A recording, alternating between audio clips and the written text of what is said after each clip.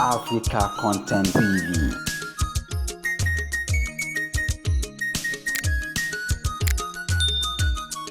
A kí gbogbo ará ìpínlẹ̀ Ọ̀yọ́. Orúkọ tèmi ni Oluwatomiwa Omolewa tí gbogbo wa mọ̀ sí Tommy. A kí gbogbo yín o, a sì kí ìjọba ìpínlẹ̀ Ọ̀yọ́. A kí ọlọ́lá jùlọ gómìnà wa olóríire Ṣèyí Mákindé. A kí wọn kú àṣeyọrí, Ọlọ́run á wà lẹ́yìn wọn. Gbogbo ọmọ ìpínlẹ̀ Ọ̀yọ́ pátá a kí gbogbo yín ní tilé tóko. Gbogbo yín pátá la kí o. Àwa ọmọ yín la wà lórí rédíò program.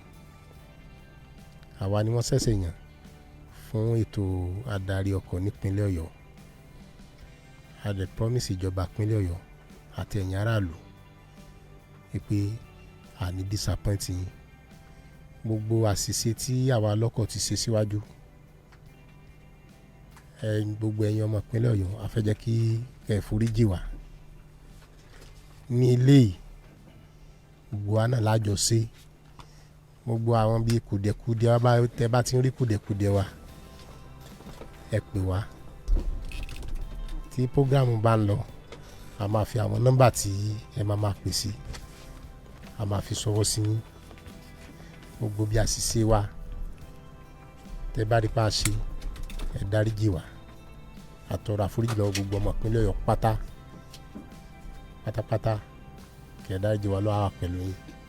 Lẹ́ẹ̀kan sí orúkọ tèmi ni Oluwatomiwa Omolewa tí àwọn yín mọ̀ sí Tommy.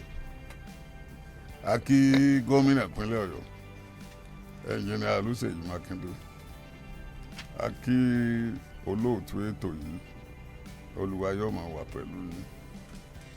A kí gbogbo ọmọ ìpínlẹ̀ Ọ̀yọ́ o, Olúwa wà pẹ̀lú gbogbo wa. A fẹ́ kẹ́ ẹ dárúkọ yín bàbá. Ẹni tí mò ń sọ̀rọ̀ yìí ni Jimoh Tajudeen aka Ajimbowu. Alága mi ti sọ ọ̀pọ̀lọpọ̀ ọ̀rọ̀. Bí alága mi ṣe àlàyé bẹ́ẹ̀ lèmi náà ṣàlàyé.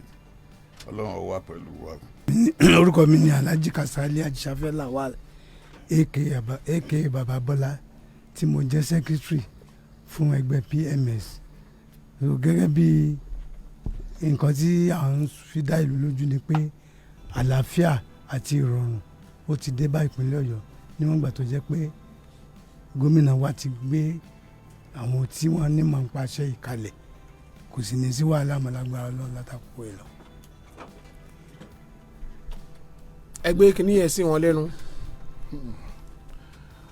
Orúkọ tèmi ni Comrade Kamarudeen Ìdòwú tí gbogbo ayé mọ̀ sí owó Gẹ̀ẹ́sì tí mo jẹ́ Ọ̀yọ́ State President. Ẹ dákun ẹ tuntun sọ Kamarudeen Ìdòwú tí gbogbo yẹn mọ̀ sí. Gbogbo yẹn mọ̀ sí olówó Gẹ̀ẹ́sì. Ok. Tí mo jẹ́ treasurer fún ẹgbẹ́ PMS ní Ọ̀yọ́ State.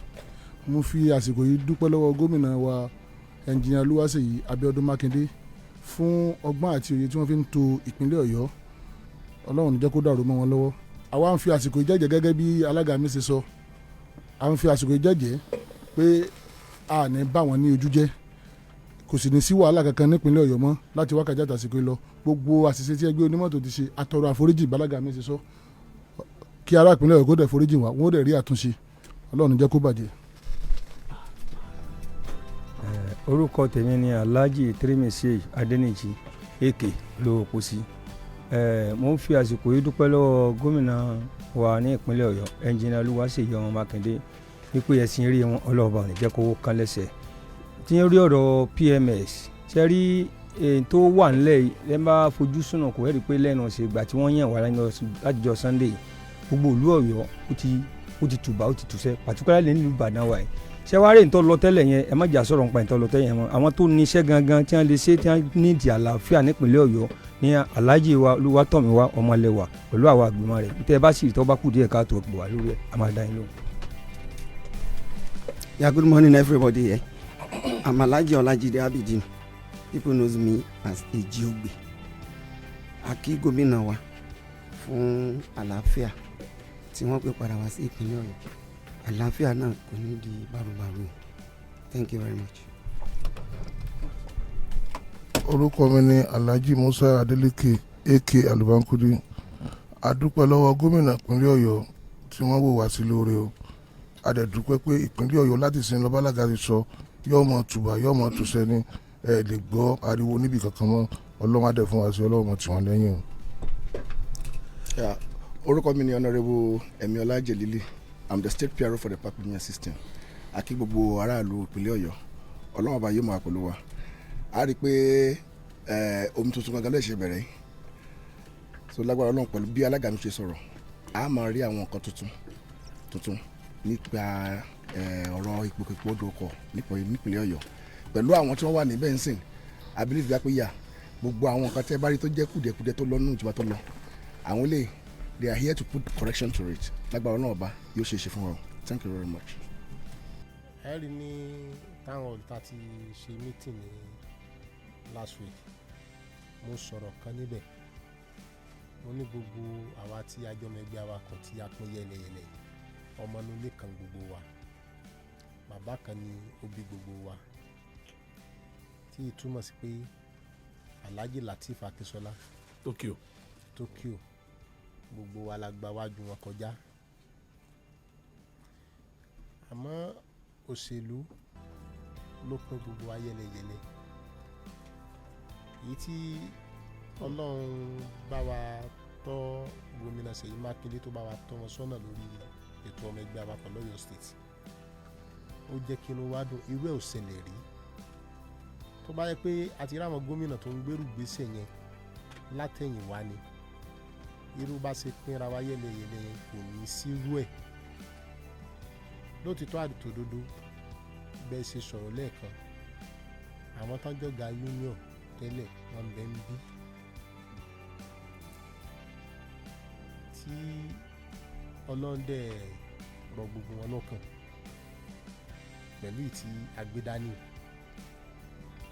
tí ọlọ́run ní pé kí wọ́n gbà pé ìwọ ọmọ tí wọ́n fà kalẹ̀ gbogbo wa náà aṣọwọ́lẹ̀ fún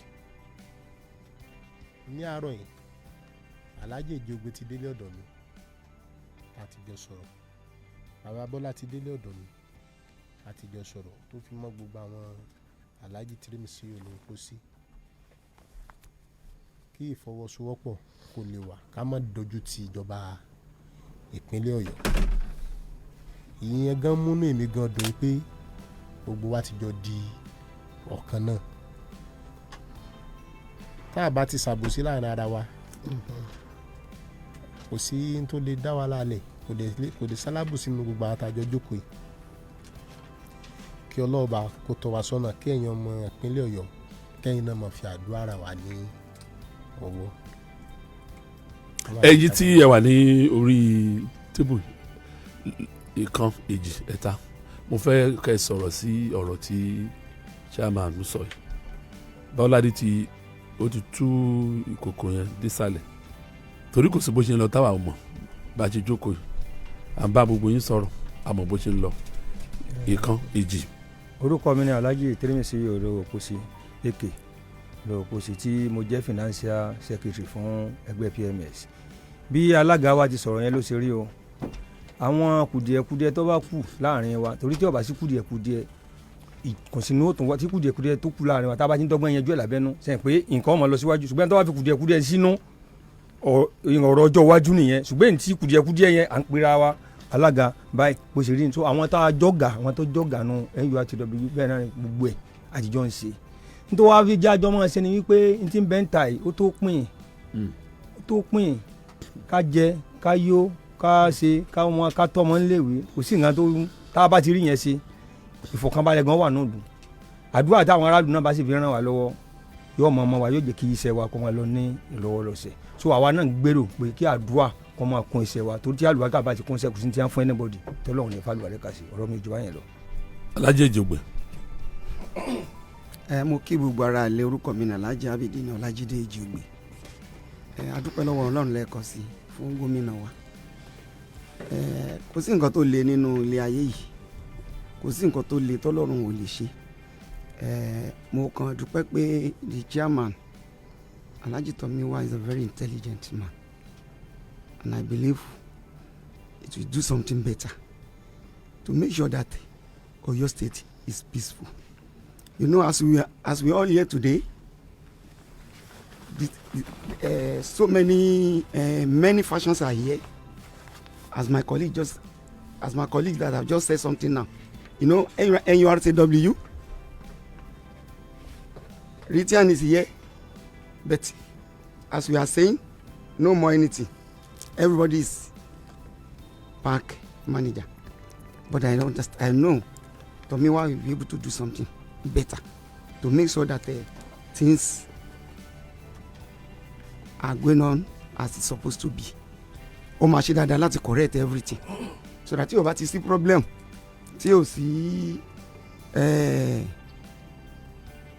gbogbo ya agbára ń fi sí bí kan ju bí kan lọ. I know something will come better. a fi dá gbogbo ọmọ ìpínlẹ̀ Ọ̀yọ́ ní lójú àti gbogbo ọmọ ẹgbẹ́ awakọ̀ lọ́yọ̀ state a ní nǹkan kan tá a lè dátà. No more sticker. No more sticker. It's official. ibi ẹ bá ti rí sticker wọ́n yà gbọ́ ẹnìyẹn lọ́fẹ̀ẹ́ ni kì í ṣe pé wọ́n ní pé ó yà lọ mú owó wá a dẹ̀ ní sticker kankan tá a lè ṣe pé ẹ lọ́ máa tà wá ohun tí ìjọba ò bá fún wa pé ká lò a lè lò ó ọ̀kàwé lọ́pọ̀lọpọ̀ nù wa a ní ṣe tíjọba a ní débi tíjọba ò ní ká dé. If you're just joining us, this is special media outreach by the newly constituted Oyo PMS. Hello, ta ló yẹn? Hello. Yeah, hello. À ń gbọ́ yín. Ẹ máa sọ̀rọ̀ lọ àti ń gbọ́ yín. Ṣé ń gbọ́ wa? Hello. Ẹ káàárọ̀. Ẹ káàárọ̀. Ẹ kú ètò Ọlọ́run abayín tó. Àmín. Àdẹ̀sàdúrà àwọn ìjọba tuntun tán ẹ̀sẹ̀ ìdágbára fún Ọlọ́run á ràn wọ́n lọ́wọ́. Àmín. Ẹ dákun ẹ má bínú ìbéèrè méjì lẹni tó pè ń sìn béèrè lórí ọ̀rọ̀ ọmọ pé ṣé kò ní sí pé ọmọ wọn lélẹ́yìí kò sófin tó mú tó lù wọn darí gáréjì kan. wọn àti ìbá wa dáhùn ìbéèrè wọ́n ní kẹ́ ẹ dáhùn eléyìí o pé kọ́mọ wúlọ̀ kọ́ sọ pé òun lọ́mọ tọ́mì. wúlọ̀ bò láàrin. yọmọ wá dá àwọn èèyàn láàmú. àkọ́bí wẹ́rẹ́ àbí. ok ó dáa àlùbákúdí àkọ́bí èjògbè àwọn náírà wá wá bí o wọ́n ló owó àkọ́bí. ẹ ṣe àdúgbò gbogbo orú àwọn nǹkan yẹn ẹ lè rí ní gáràjì kankan a fi dá gbogbo ọmọ ẹgbẹ́ awakọ̀ a fi dá wọn lójú ibi tí ẹ bá ti rí irú ẹ tètè pè wá kẹ jẹ́ ká tẹ̀ wá láago ẹ jẹ́ ká mọ̀ irú ẹ ò lè ṣẹlẹ̀. hello ẹ ti wà lójú òpó. hello. ẹ káàárọ̀. ẹ káàbọ̀. orúkọ tèmi ni Saheed Abdulsalam Adigun láti Èkótẹ́ tó Ìbàdàn. akínyìn Alhaji Abọ́ládé. ẹ ṣé. òfin tẹ́lẹ̀ gbọ́ tẹ́lẹ̀ lẹ́ni Ọlọ́run bá yín gbọ́ ti yín náà òpínlẹ̀ yóò ní dàrú o. ṣẹ́tẹ̀ rí ohun tó ń ṣẹlẹ̀ yín ṣe nínú wa dùn nípínlẹ̀ Ọ̀yọ́ bó ti yẹ kó rí gangan nìyẹn ẹni tó bá wà educate ó máa yàtọ̀ sí literate pẹ̀lú bá a ṣe ń gbọ́ Alhaji Tọ́mi yẹn èèyàn mọ̀ pé ẹni tó wà educated ni. níwà yìí tó yẹ kí wọ́n ṣe gangan níṣẹ́ rí ibi tó yẹ kí wọ́n mójútó jù Ìwó road géètì àwọn ọmọ union kọ̀ọ̀kan wà tó yẹ pé bí àwọn ọmọ tó yẹ pé wọ́n máa mú gbó yẹn níṣẹ́ ni wọ́n máa yọ kíní wáípà àwọn dírẹ́bà kan tó ṣiṣẹ́ látàárọ̀ gan àti mú 200 naira àti 500 jẹun sẹ́nu ara rẹ̀ gan ó ṣiṣẹ́ àwọn ìyẹn tí wọ́n tó bá ti mú kú mu wọn tó bá ìwọ̀n ní mọ̀ nǹkan tí wọ́n ṣe kí wọ́n bá gbégbèsè lórí yẹn náà Ọlọ́run níjọba àgbàdùn fẹsẹ̀ fẹ̀ mú ẹ pé tó. ẹ ṣe afẹ́kẹ́ lómi náà tún pé wọ́n dá ìbéèrè yín papọ̀. ẹ kú ojúmọ́ o. hello. ẹ káàárọ̀. ẹ káàárọ̀. ẹ ṣe fẹ́ mọ̀ ní bàjẹ́ Adébọ́ládé Sàlámì ní Isaac Brand ẹ kú iṣẹ́ takuntakun tẹ́ ń ṣe o. Iná Ọlájí Akínlóye lórúkọ mi. ṣe rí èyí kan ní ìmọ̀ràn kékeré kan ní. bóyá ṣe máa ń gba owó lọ́wọ́ àwọn ọlọ́kadà wo ti ṣe ó ṣẹlẹ̀ sí mi bí February tẹ́pọ̀ ọlọ́kadà wa wọ́n sáré dá dúró wọ́n lọ́ọ̀kì mọ́ lẹ́nu tẹ́pọ̀ àdẹ̀jọ́ ṣubú lórí báìkì ní bẹ̀rẹ̀ ni. ìkéde ìkan lákọ̀ọ́kọ́ kejì ẹlẹ́kejì. ibẹ̀ bí ìlànà mi ò wà tó jẹ́ pé bí wọ́n ṣe máa gbowó yẹn ọ̀tọ̀. jẹ́ni ẹlẹ́kejì àwọn mọ́tò tó wà ní Ọ̀jọ́ tó ń lọ s'Ógbómọ̀ṣọ́ ní oṣù yìí àìbùn ní last month bíi méjì ó takú sójú ọ̀nà tó bàjẹ́ tẹ́ pé kínní so bóyá bí wọ́n ṣe máa caution àwọn driver náà fún regular servicing láti máa regular service mọ́tò wọn ọlọ́run bá wa ṣe ìgbà tó mi ó tù wá lára o iná ọlọ́jì akínlóye lórúkọ mi. hello. hello. hello. hello ẹ káàbọ̀. orúkọ tèmi ni ààrẹ Kazeem mo pè láti us nìbàdàn. ok. so mo jẹ́ ọ̀kan ní àwọn ọlọ́kadà lórí pópó so mo wà ní géètì ní àná mo jẹ́ ọ̀kadà tó mọ́ náà ìwòrò sí géètì ti bẹ̀rẹ̀ so mo rí àwọn kan tí wọ́n ti ń gba àwọn gáàjì tí wọ́n ń lé wa tí wọ́n ń gba owó ní ọwọ́ wa yàtọ̀ sí àwọn tó ti wà ní bẹ́tẹ̀lẹ́tẹ̀lẹ́ tí a dámọ̀. so wọ́n lé yín. àwọn tí wọ́n wà ń bẹ̀ taari lánàá wọ́n sì já wọn sí òòrùn. níbo nìyẹn. ní àjẹsẹ gate àti níbẹ̀rẹ̀. wọ́n lé yín. ó tún ti ṣẹlẹ̀ ní jẹ́ pé a lè dúró níṣẹ́ ni a sá lọ àwọn tó ti wà ń bẹ̀ àdá wọn mọ̀ àwọn tó sì wà ń bẹ̀ tẹ́lẹ̀ àárí àwọn yẹn níbẹ̀. ẹ ṣe. ok ẹ jẹ́ kálága ó fèsì lérí ẹ jálá. báwo ni èmi tiẹ̀ mọ̀ ń pa pé ara policy tó wà behind tó fi gbé ni pé à ń sọ̀rọ̀ probation period bẹ́ẹ̀ ẹ ṣe fẹ́ make sure pé you are able to generate more IGR compared to what obtained before n tẹ́ni ẹ náà ń béèrè ni àwọn akẹ́kọ̀ọ́ wọlé ṣe láti béèrè pé kò sí loophole báwọn owó máa bọ́ sápò ibi tí ó yẹ kó bọ́ sí. ọlọ́run á bá wa ṣe tọ́dọ́ náà ló máa ń bá yẹn ṣe ṣẹ́rí láti pawó fúnjọba ìpínlẹ̀ Ọ̀yọ́ nígbà tá a bá bẹ̀rẹ̀ iṣẹ́ ti bẹ̀rẹ̀ ní látìní nígbà tá a bá ń bá a lọ àwa ò lè sọ pé nǹkan bá la máa pa fún ìjọba ìpínlẹ̀ Ọ̀yọ́ ìjọba ìpínlẹ̀ Ọ̀yọ́ ni wọ́n ròyìn wa pé ń ta sí fáwọn ni ń ta pa fáwọn pẹ̀lú àwọn táwọn kó síta ni. ẹnìkan béèrè ìbéèrè lórí aago ó sọ pé ṣé àǹfààní ò sí fẹ́ni tí ó bá fi ọ̀kadà ṣe iṣẹ́ pé ẹ wo bí epo ṣe wọ́n nísìn ẹlòmíì ò ní káà yóò lọ ra lùpùpù báyìí o tí ó fẹ́ máa gùn tí ò sì fi gbèrò kankan wọ́n ní bò lẹ̀ ṣe tún ní mọ́ já tíkẹ́ẹ̀tì fún kí ni tẹ́sí sáwọn èèyàn. ìyẹn ní èjì ẹni tó wà lórí òpó hello apia bẹ́ẹ̀ kò jẹ́ kí yẹn disappear. hello ẹ káàárọ̀. hello. yes ẹ káàbọ̀. hello ẹ káàárọ̀. ooo. ẹ jọ̀tọ̀ Ọlọ́run inú mi dùn pẹ̀lú ètò tí ẹ gbé wá ní èmi kó má jẹ́ pé bóyá ọ̀rọ̀ tí àwọn alága náà tó wọ́n ń sọ fún ẹ̀ pé orí àwọn ni wọ́n fi sí láti jẹ́ pé akọ́kọ́ wá sí program láti kàn sọ ìwọ̀nba ìwọ̀n tí wọ́n sọ yẹn ẹ jọ akọ́wọ̀ abẹ́rì tí Ọlọ́run ní tí wọ́n sọ sọ́jọ́ ń sọ yìí ẹ jẹ́ kí wọ́n wà ní àkọsílẹ̀ torí pé tíṣe Mákindé ṣe ni à ń rí tarí pé ó dáa káwọn náà kó wọ́n ṣe kí ẹ pé wọ́n máa hàn pé ọjọ́ iwájú náà máa dáa. ìmọ̀ràn lẹ fi fún wọn. ní Màlété ní abẹ́ Màlété yẹn àwọn ọmọdúnwà kan ló wà sẹ́kọ̀ọ́ máa kọ̀ pọ̀ wọ́n ṣe ẹ̀bẹ̀rù anybody wọ́n dẹ̀ yé sọ́ọ̀sì pé àti ọlọ́kadà tó gbọ́ máa wà ní together wọ́n jọ̀tọ̀ náà láti jẹ́ kí wọ́n wà together gbogbo àwọn ọmọdúnwà ní jọ́kẹ́jọ́kẹ́ wọ́n ti ń wà jẹ́ pé kò sẹ́ tó máa mú wọn ní wà tí wọ́n wù sí ní bàbá tọ́mì tọ́jọ́ ìdílé ẹ̀sìn ìkọ́ jọ̀tọ̀ Ọlọ́run láti bá a ṣe gbogbo ẹ̀ kó ní àmójútó kó mọ̀ sí pé bóyá àwọn ọmọdúnwà yẹn náà àtàwọn onímíkà gbogbo wọn ìwàkuwà tó máa ń wà yẹn ní àkọ́kọ́ òní bí kìtà kọlọkọlọkọ ọdẹ kọlọkọlọkọ dẹ kẹrẹ àwọn yòókù ẹ̀sùn sọpọ́ọ̀tì ẹ̀ pé ẹ̀yà kíníkan tó máa jọ para ní ìwọ ló jẹ bí. ìjẹ̀kọ́ náà irú ìyẹn sọ̀rọ̀ jẹ́ pé ó ní àmójútó orúkọ mi ní Sulaimon Alao láti Ansanu. ẹ ṣe àdúpẹ́ lọ ẹ dáhùn. kẹ́ tó dáhùn ohun tí ọkùnrin sọ tí mo kàn fẹ́ àdùn ni wípé issue jungle justice ó pọ̀ láàrin àwọn ọlọ́kadà bí ẹ ṣe fẹ́ bá àwọn ọlọ́kadà tọ́jú àwọn ọmọ ẹgbẹ́ yín sọ̀rọ̀.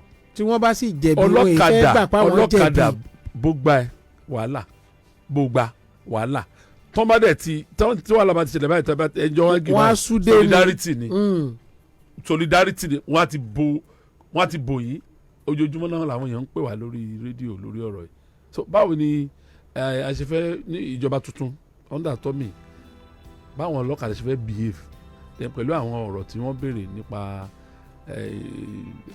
kélekèlé park àti sọ̀yìn náà lẹ́yìn bẹ̀rẹ̀.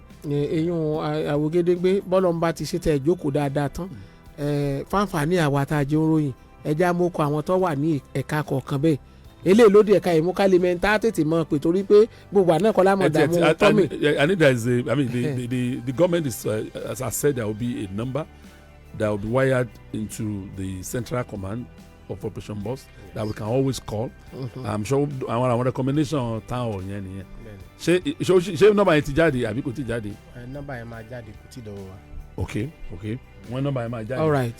àti àwọn èèyàn lè pẹ́ ẹ sọ̀rọ̀ sí ọ̀rọ̀ young justice àwọn ọlọ́kadà. ṣe rí lórí ọ̀rọ̀ àwọn ọlọ́kadà ètò ń bọ̀ lórí wọn gbogbo wọn la máa pè fún ìdánilẹ́kọ̀ọ́ tá a bá dẹ̀ fẹ́ dá wọn lẹ́kọ̀ọ́ bẹ́ẹ̀ a máa pe àwọn tí wọ́n jẹ́ agbófinró tó jẹ́ pé àwọn náà lè kún wa lọ́wọ́ láti jẹ́ kí oníkálukú mọ̀ wá wù ní ìgboro a ní fún wọn láàyè láti wà jàgídíjàgan tàbí láti wà tí ò dáa lójú pópó tá a bá ti pè wọ́n a máa invite àwọn agbófinró ìmú gan nínú àwọn system tá a gbé dání a máa invite àwọn tí wọ́n jẹ́ àwọn agbẹjọ́rò wa torí ẹlòmíín wà tó jẹ́ pé tó bá ń ṣe nǹkan kan lọ́wọ́ kò ní mọ̀ pé ṣẹ̀ ni gbogbo àwọn yẹn náà máa fún wa ní ìdánilẹ́kọ̀ọ́ látòrí ọlọ́kadà tó fi dúró ní mikra gbogbo kan yẹn la máa sì gbèsè. ṣé mo pẹ́ ara tí a jọ fẹnukò lórí ọ̀rọ̀ ní town hall ni wípé nísìn tí wàhálà bá wà níbi kankan nígboro kì í ṣe structure yín kì í ṣe àwọn boys yín ló máa yanjú ẹ̀ mọ́ ìjọba làwọn máa yanjú ẹ̀ army àti ọlọ́pàá tí yín ni pé kẹ́ ẹ pè wọ́n á move lọ bẹ̀ àbúrò ní àwọn ọmọ Tokyo àwọn ọmọ Ìjọgbè wàhálà kan ṣẹlẹ̀ níbì kan ó yá àwọn boys yín ló ń lọ bẹ̀ òun ló ń fa wàhálà ń gbòòrò táwọn ìfì máa ń sọ yín lẹ́nu ìjọba ti láwọn ti wà nísìn láti ṣiṣẹ́ yẹn ẹ̀yin kọ́ ni ẹ̀yin kọ́ lẹ kẹ́ ẹ máa treat fọkọ̀ bọ́n ṣe máa ń sọ that's that within oye wọn náà ń ṣe kíní kan ní wòrò Ìjọgbè àwọn ọmọ rẹ̀ dà wẹ́rẹ́ káwọn boys wà ẹja lọ bẹ̀ irọ́ wọn ní this new one gómìnà ní ẹ má tiẹ̀ gbégbèsè yẹn ìjọba yóò kó àwọn èèyàn jáde bí wọ́n ti fẹ́ parí kíní mò ń wo a ní bí ìṣẹ́jú mẹ́ta láti parí lídà kọ̀ọ̀kan gbogbo ọ̀rọ̀ tá a ti sọ pátápátá lé ní ìṣẹ́jú 30 seconds ká gbọ́ lẹ́nu yín kẹ́ bá àwọn aráàlú sọ̀rọ̀ èròǹgbà yín nípa kẹ́dẹ̀ fọkàn aráàlú balẹ̀ lórí wípé ìgbà tó dé kò sí wàhálà mọ́ ẹ̀yẹ́ ká bẹ̀rẹ̀ láti ọ̀dọ̀ àlùpàǹkúdí oyóyóyá. a fi àsìkò yìí dá ẹ̀yin aráàlú lójú wípé gbogbo ibi tí ẹ fẹ́ ká fọwọ́ sí gbogbo ẹ̀ ní àfọwọ́ sí o kò sí jàgídíjàgan kò sí nǹkan o alága ìṣọ́ ẹ lọ́fọ̀kàn balẹ̀ ìjọba tuntun ti dé o ọlọ́run á dẹ̀ fún wa sí o. Alhaji Ejigbe. yà mo kí gbogbo aráàlú lápapọ̀ mo sọ lọ́rọ̀ mi lẹ́ẹ̀kan pé Alhaji Tomi is an experienced somebody tó dẹ̀ understand ẹ rí i pé bá a ti ń sọ̀rọ̀ látẹ̀ẹ̀kan PRO rẹ ti ń kọ PRO wa ti ń kọ gbogbo nǹkan táwọn aráàlú tó ń sọ̀rọ̀ lé lórí wọ́n ti ń kọ sílẹ̀ iṣẹ́ máa ṣe lórí gbogbo ẹ̀ ọ̀rọ̀ àwa onímọ́tò ọmọ líle òkè ń jàre ẹjọ́ ni kò ń ṣe gbogbo nǹkan tí àwọn ìlú wà lẹ́jọ́ alẹ́ lórí yẹn náà ló jẹ́ pé we are doing but gbogbo ẹ̀ láti rí gbogbo ẹ̀ láti ti gbọ́ we do something better thanks so much. all right. ẹ ṣe ẹ̀yin aráàlú a fi àsìkò yìí fi dá yín lójú pé kò ní sí wàhálà kankan nípínlẹ̀ Ọ̀yọ́. Alhaji Tirimi sí olówó pósí nílùú Ìbàdàn yìí a wà á lè dá a ṣe ẹ̀yin náà wà lára àwọn tá a jọ ṣe tẹ́ ẹ bá ti ríbi tí kùdìẹ̀kùdìẹ̀ wà ẹ tètè pè wá tẹ́ ọ̀gá wa máa fi nọ́mbà ńlẹ̀ ká tètè gbìyànjú láti ṣe àtúnṣe síbẹ̀ ọlọ́bọ̀n ìjọ bàjẹ́ o. ok Alhaji Kasali. orúkọ mi ni Alhaji Kasali Ajisafẹ́lá. treasurer kan yẹn. secretary ok. a dúpẹ́ púpọ̀ lọ́wọ́ yín a sì dúpẹ́ púpọ̀ lọ́wọ́ gbogbo ará ìpínlẹ̀ Ọ̀yọ́ tí wọ́n gba alága wa Alhaji Tomiwa Omolewa gẹ́gẹ́ bí olólùfẹ́ wọn. ṣe rí kíkú sí pé àwọn ọmọ ẹgbẹ́ wa náà ló ń dá wàhálà ṣe. a dúpẹ́ púpọ̀ lọ́wọ́ ẹnjìnìá Ṣèyí Mákindé gómìnà ìpínlẹ̀ Ọ̀yọ́ ó yàtọ̀ fún gbogbo àwọn gómìnà tó kù. lórí àwọn gómìnà gan-an ni wọ́n rán àwọn ọmọ ẹgbẹ́ wa ṣe tí ọ̀yẹ́ wọn rán wọn. ṣùgbọ́n gómìnà eléyìí lòun ò fẹ́ bẹ́ẹ̀ òun ò fẹ́ jàǹdùkú ní stéètì òun àfi ká fọwọ́sowọ́pọ̀ kí ìpínlẹ̀ Ọ̀yọ́ lè tẹ̀síwájú. àwọn náà sì wá fi ń dá yín lójú pé ìgbìmọ̀ tuntun tí wọ́n gbé kalẹ̀ lábẹ́ alága wa Tomiwa Omolewa kò ní sí wàhálà. Ajijimo Tajudeen. a dúpẹ́ lọ́wọ́ gómìnà ìpínlẹ̀ Ọ̀yọ́ a dúpẹ́ lọ́wọ́ gbogbo ẹ̀yin olóòtú a sì tún dúpẹ́ lọ́wọ́ gbogbo aráàlú a sì wò pé wọ́n tún nífẹ̀ẹ́ wa ni ẹni tí bá ti ń sọ àléébù èèyàn fún èèyàn ó fẹ́ kó ṣe àtúnṣe ni a sì ṣe àtúnṣe lórí àléébù tí wọ́n fi ń kàn wá a fi àmì